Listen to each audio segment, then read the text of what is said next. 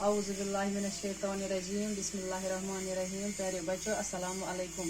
Class 7 subject Urdu, topic Srinagar से कारगिल तक सबक के सवालात।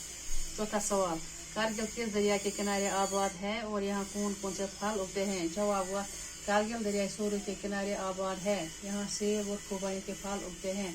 पांचवा सवाल, कारगिल के लोगों के तर्ज जिंदगी पर रोशनी डालिए। जवाब, कारगिल में मुसलमान और बौद्ध मजहब के लोग आबाद हैं, यहाँ का मखसूस लिबास लंबा चोगा है जिससे गोंचा कहते हैं। मर्द और औरत दोनों ही इस गोंचे के साथ कमरबंद का इस्तेमाल करते हैं।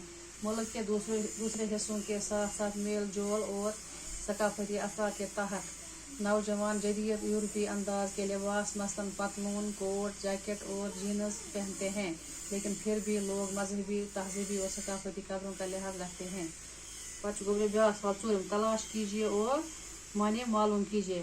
चार चांद लगना, आसमान को छूना मुहावरे हैं। आप सबक में मौजूद इसी तरह के 5 मुहावरे तलाश कीजिए और उनके माने लिखिए।